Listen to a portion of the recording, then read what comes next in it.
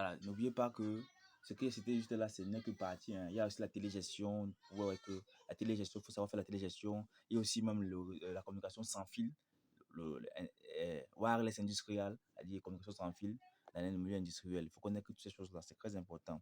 La régulation industrielle, il y a tellement de notions à connaître. Maintenant, les métiers d'automatisme, on a quand on soit ingénieur, le métier le basique qu'on occupe d'abord, c'est ingénieur d'application. Voilà. Donc, c'est point de vue de carrière, celui qui est chargé d'aller au niveau du bureau d'études, parce qu'on fait on fait les schémas, c'est lui qui vérifie si c'est bon. Il participe au schéma également avec ceux qui font les schémas au bureau d'études. Il peut faire aussi la mise en service, bien sûr, il supervise le travail des dessinateurs, il fait les listes des enquêtes sorties, etc. Bon, après cela, on peut avoir des process control système ingénieur. Voilà. C'est eux qui font la supervision responsable d'une équipe d'application pour cela. Voilà, on peut aussi avoir des instrumentation and control engineer au milieu d'instrumentation. C'est celui qui fait la supervision au niveau des instrumentistes, en fait, lors d'un travail d'instrumentation. On peut aussi avoir des building management system ingénieurs. Ça, c'est plus dans les systèmes de gestion de bâtiments, en fait. On va parler des GTC ou des GTB. Voilà. On peut aussi avoir un safety instrumentation system ingénieur. Voilà, ingénieur d'application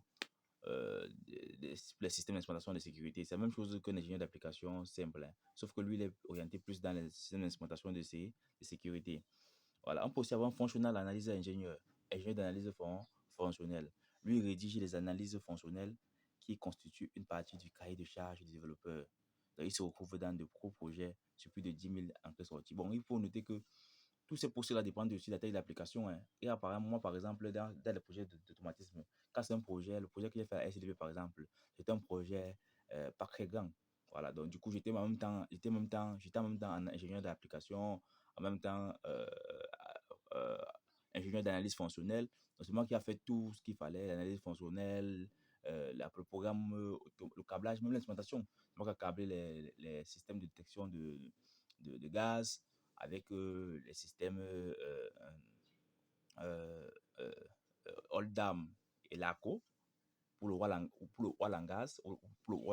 C'est moi qui a câblé cela, c'est moi qui a programmé l'automate, c'est moi qui a conçu l'IHM, c'est moi qui est parti concevoir également à nouveau le système SCADA sur SciTech. Donc, en fait, ça dépend des projets, ça dépend de la, la grandeur du projet, en fait. Voilà. C'est chaque entreprise qui définit la grandeur du projet, en fait.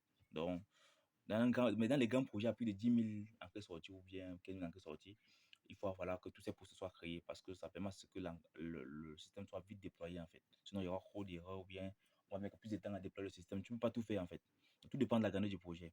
On peut aussi avoir des SCADA ingénieurs. SCADA ingénieur, ça veut dire que quoi? C'est une application où il y a tellement de choses à faire. On a peut-être 10 000 entrées sorties ou 15 000 entrées sorties. Ce qu'on va faire, c'est qu'il y a des systèmes où on préfère prendre quelqu'un qui va définir uniquement partie SCADA, donc qui va venir concevoir partie SCADA uniquement. Pareil aussi pour les HMI, des entreprises d'intégration, dans les intégrateurs de systèmes, intégrateurs de machines, les entreprises qui font la conception.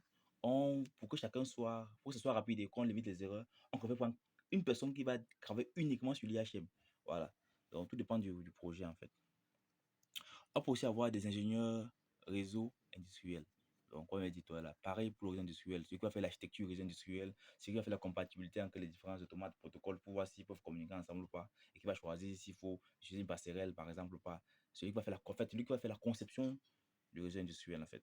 Voilà. On peut avoir aussi un ingénieur de cybersécurité industrielle. Là, il faut avoir au moins 10 ans d'expérience pour avoir une certification dans ce sens-là.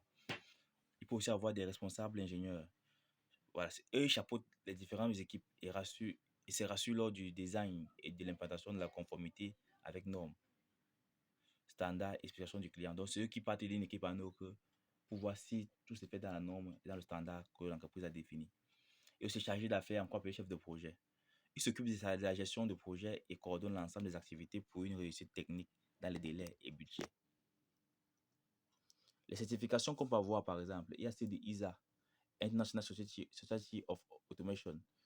Et des livres ce qu'on appelle un CAP, un Certified Automation Professional. Il faut payer autour de 40 000 francs par an si tu veux être membre de ISA, de la partie ISA d'Afrique centrale, d'Afrique, voilà. Et si on connaît bien qu'ISA, c'est eux qui ont défini la plupart des normes que vous utilisez dans le domaine d'instrumentation et électrique, hein. Voilà, c'est une grosse boîte, c'est eux qui ont défini le plus grand standard et normes que nous utilisons en automatisme. Vous vous souvenez encore des ISA IEC 62 4043 par exemple. Il y a aussi la certification orientée d'instrumentation, c'est-à-dire la CCST, Certified Control System Technician. Voilà, c'est aussi, ça c'est pour l'orienté d'instrumentation. Il y a aussi Métis Africa également. Métis Africa, qui est aussi, je ne sais pas si c'est encore ouvert de nos jours, hein, mais eux aussi certifiés avant sur l'exploitation. Il y a les Functional Safety Engineers, système d'instrumentation de sécurité, pour ceux qui font l'instrumentation les mieux à texte là. Voilà. Et il y a aussi la CFSE, CAGE, Certificate Automation Cyber Security, SP. Bon, là, c'est pour la certification pour ingénieur de cybersécurité. Et là, il faut avoir au moins 10 ans d'expérience. C'est le site qui précise ça pour avoir cette certification-là. Et enfin, il y a ceux qui font la certification à TEX pour les milieux à risque explosif. Merci. Donc, maintenant, le milieu, pour le milieu camerounais, par exemple, lorsqu'on a un BTS, beaucoup d'erreurs qu'on commet lorsqu'on choisit une filière en informatique industrielle, c'est que on n'a pas les compétences, mais après on cherche un travail. On dit qu'on veut travailler, on veut. Non, il faut d'abord chercher à avoir la compétence qu'il faut. On devient pas automaticien lorsqu'on a fait seulement des, des, des, des, des graph-sets. L'automatisme, c'est une peu graph 7. C'est rien même d'abord, les graph 7 là. C'est juste une analyse fonctionnelle que tu as faite. Mais l'automatisme, vraiment, c'est plus que ça. Il faut avoir l'humilité vraiment de dire que je ne connais pas et que j'ai besoin d'acquérir les compétences. Il faut aimer ce que tu fais et c'est très important. Si tu n'as pas les compétences, tu ne peux pas dire que je suis au travail, c'est clair. Donc, il faut associer à ça, comme j'ai dit. En tout cas, je ferai une vidéo pour parler uniquement de cette partie-là, concernant le Cameroun.